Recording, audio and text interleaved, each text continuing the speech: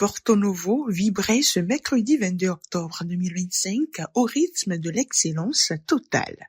L'Académie de la réussite totale a une fois encore marqué les esprits dans la prestigieuse salle Gustave Tolomin, rassemblant des hommes et des femmes engagés sur le chemin de la transformation intégrale. Sous la conduite du coach Gustave Tolomin, la soirée s'est ouverte dans une ambiance solennelle.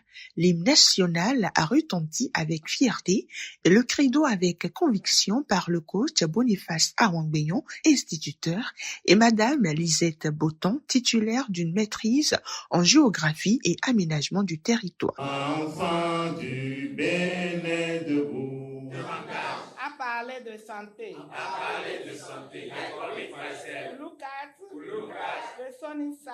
Un mot de bienvenue honorable a été décrété à tous par Madame Jacqueline Dedjinou, technicienne supérieure de l'action sociale à la retraite. Nous venons ici pour galvaniser notre santé physique, notre santé sociale et notre santé mentale.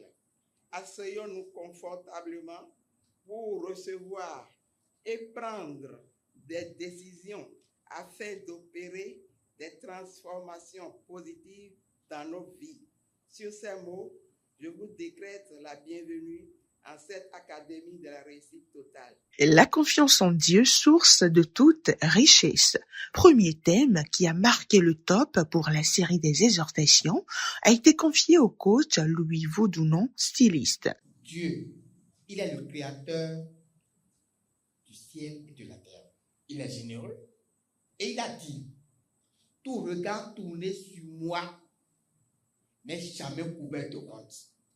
C'est-à-dire, celui qui place sa confiance en lui a toujours la victoire.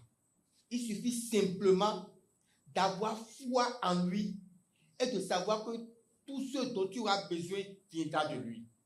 Il est bon de connaître Dieu.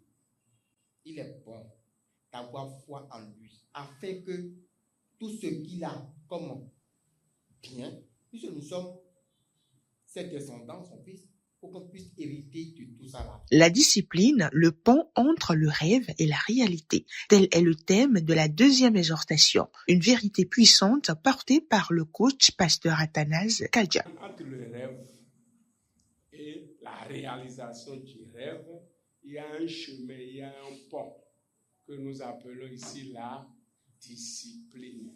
La discipline, c'est faire même ce qu'on n'a pas envie de faire, mais qui contribue à la réalisation du rêve. La discipline, c'est refuser de faire même ce que tu as envie de faire, mais qui ne contribue pas à la réalisation du rêve. Je nous exhorte les uns et les autres à la discipline dans la pensée, dans la parole et dans nos actes. Et quand vous travaillez comme ça, même les montagnes se déplaceront devant vous et vos rêves seront accomplis. Je vous remercie. À la troisième exhortation, le coach Lydie Soudé, directrice d'école. Être parent, c'est être le premier coach de la destinée. Dans un message rempli de tendresse et de sagesse, elle a rappelé qu'éduquer, c'est façonner l'avenir. La première personne que l'enfant côtoie dans sa vie, ce sont ses parents. Donc le parent devient le premier coach de l'enfant, c'est-à-dire celui qui doit le guider, celui qui doit l'encourager, celui qui doit réveiller toutes les potentialités que Dieu a mises en lui. C'est le parent. Si un parent agit pareillement, il devient un miroir à travers lequel son enfant vient se mirer. Quittons l'ancienne école qui nous amène à dominer sur nos enfants. Soyons plutôt des parents coachs de vie afin de faire éclore la destinée qui sommeille en eux. Entre éclats de joie, musique et performance, le public a vécu un moment fort de communion avant de laisser la voix du coach Emmanuel Dedjinou, paysagiste, s'élever pour affirmer que la guérison commence par le pardon.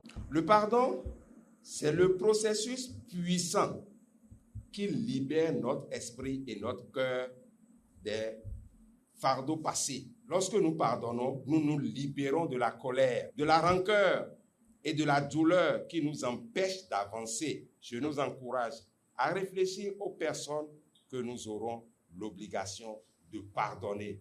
Qui sont ceux-là? C'est tout le monde. Si quelqu'un ne l'a pas encore fait, arriver à la maison après cette exhortation, il n'a qu'à faire le pas. La guérison commence par le pardon et c'est le premier pas vers une vie plus légère, plus libre, plus épanouissante. Je vous remercie. Dans un esprit d'unité, la sympathisante Mathilde Adjan a invité l'auditoire à semer dans la bonne terre avant de vivre sous la conduite du coach Falola Kabiru, l'atelier de programmation. Donner pour l'œuvre de Dieu, c'est participer à ce que lui-même bâtit. Et sachez-le, ce que nous donnons à Dieu n'est jamais perdu, mais toujours multiplié. Alors, en ce jour, que chacun donne avec un cœur joyeux, avec foi et avec espérance. Je suis désormais naître divin. Je suis désormais naître divin. Je suis désormais naître divin. J'ai retenu que sans la discipline, nous ne pouvons pas atteindre nos objectifs. C'est bien et c'est cool. J'ai trop aimé. Je suis très ravi d'intégrer ce cercle. C'est ma 4e participation et vraiment, ce soir, au-delà de ce que j'avais acquis, vraiment, il y a également un plus. Et je retiens ce soir, comme quoi l'échec est un succès reporté. Et que, également, pour être guéri, il faut pardonner.